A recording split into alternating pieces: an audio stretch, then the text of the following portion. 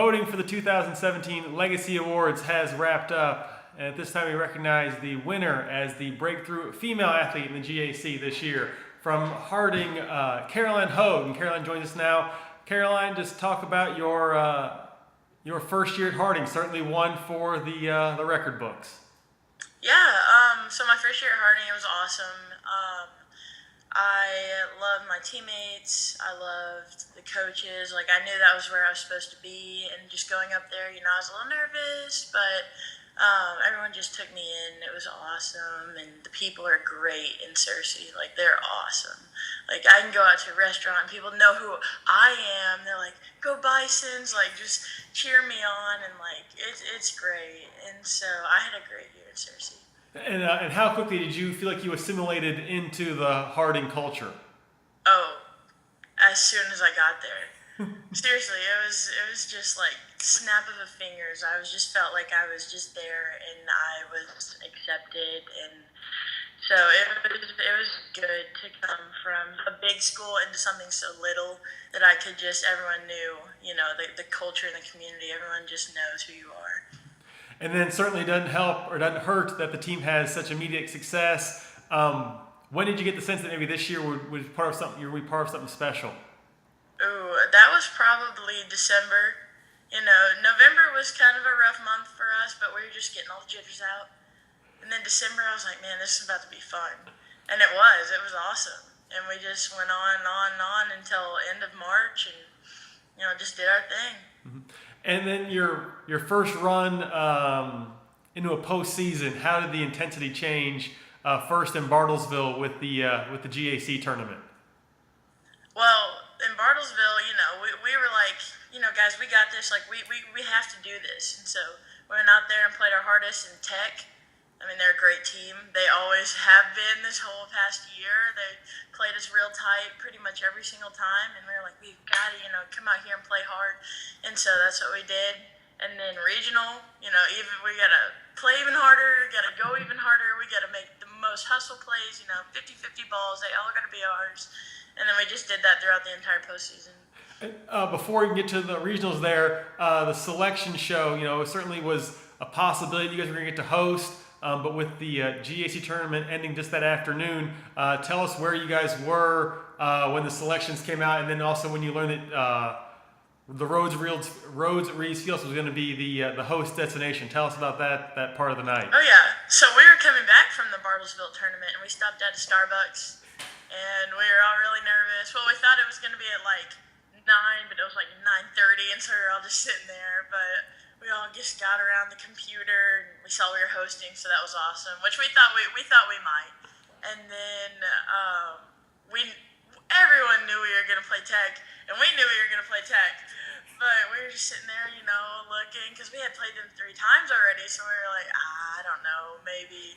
And then we were playing Arkansas Tech, and we were like, okay, and it was good and bad, because you play someone 4 times in one season, you're like, I want something new. But also, they knew how we played, we knew how they played, so like it was just kind of like, okay, let's go out here and do it. And so it was good. We were happy. It's not like you weren't coming off an all-time game with them in the GAC final with Sidney Jones hitting the bank shot at the end of the game. So you were definitely well versed with Tech. But as you get through that game, which is already obviously a breakthrough for the program to win an NCAA game, then you've got Central Missouri and Emporia, and as as the games come back, the students are also coming back from spring break.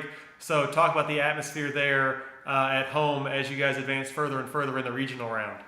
Yeah, so our regionals was our spring break, and so there wasn't really anyone there like the first couple games because they were like at the end of the week before, and so we were just going playing. Of course, we have such a good fan base with the people that live in Searcy, so it was still packed out. And the Central Missouri game was tons of fun, just going out and playing. And there was a bunch of people there. But the Emporia State game, I will never forget anything about that game because it was insane. It was already like just a bunch of emotions going on our team anyways, and then having not one seat in there that was open, everyone standing up and yelling. I can remember like me trying to yell out, "Hey, there's a screen, and no one can hear me.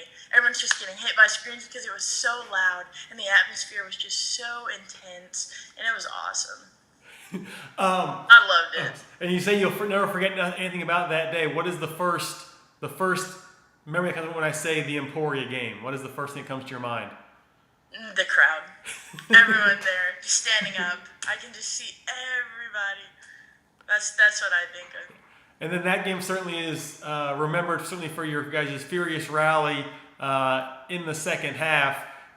Could you tell that maybe Emporia looked a little shook as that crowd was getting louder and louder with each successful basket that you guys put forth? Because it certainly seemed like, it's, just following from back here, that the crowd was certainly trying to will you guys to that finish. Could you sense it on the court too?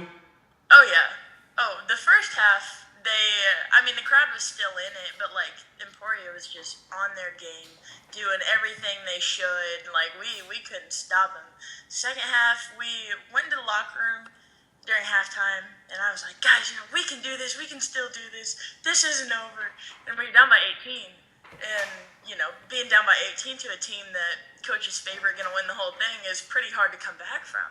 But we went out there and just played our game. We just went out there and played our game. The crowd got even louder as we came back, which was awesome. And then we led maybe a minute the entire game and won. That doesn't happen, but it was fun. No, you guys win that game. The celebration around the court lasts, I'm sure, and then into the postgame lasts well into the night. But you guys have a few days there still in Searcy before you head to Columbus. What's the campus life for you guys after you won that regional title? Oh, it was fun. It was tons of fun because everybody knew. Because everybody in Searcy, it wasn't just on campus, it was in Searcy. Everybody, was cheering for us. We had schools, like elementary schools, make us banners, go Bisons, all this stuff. It was really, really cool. And then next thing, obviously going to the Nationals there in Ohio. Just what were the highlights of that experience? Obviously getting the win versus Queens before, bowing out obviously to the eventual national champions. But just what were the lasting memories you'll take from the time in Ohio? Definitely playing Queens and playing Ashland. I learned a lot from both of those games, just for me as a person and then us as a team. It was just fun hanging out with my teammates. Honestly, all of them are just great, and I just love being around them. And I remember us just walking around Columbus and going to get pizza or just looking at stuff, going downtown, walking around. And so it was a whole experience was something that I'll never forget. And so I'm really, really thankful that I got the opportunity to be a part of this team and to go do that. And you obviously got a couple more years to try and hopefully repeat on that success. Caroline, just one of the things that really stood out with you during the year was you were part of a stalwart defensive team, and certainly you were anchoring that defense with your shot blocking ability, and even when we had the awards banquet, we were showing your blocks up on the crowd for the screen that both sides, men and women, were oohing and ahhing over your blocks this year. If you could pick one, what was your best? What one felt the best to get a piece of someone's shot this year? Oh, that one's pretty easy because it's Emporia State game at the very end. Whenever we went up by 2, and she went down there, the tall girl, and went up, and I got a piece of that one, and that one felt good. That was the best one, I think, for me at least. Well, Caroline, we thank you for joining us here again as part of the Legacy Awards for your win for Breakthrough Athlete. But with all the awards being voted on online, it takes a massive community to amass the votes like you did. So this is a chance for me to turn over to you, and you can thank the voting nation of there in Harding and Searcy and all around that helped you get this award. So the floor is yours. Thank you, everyone who helped me do this. Thank you for the people who supported me throughout the entire year, just being there for me, cheering me on. Thank you to everyone in Searcy, in Little Rock, my parents' friends, everyone, church friends, everyone I know. Thank you so much for this. Caroline, part of an outstanding first season there in Harding, with 2 years left there, a chance to build the success and hopefully be back with us next year for a different level of Legacy Awards. But Caroline Hogue, thank you for taking the time and looking back on your season. Thank you so much. Thank you.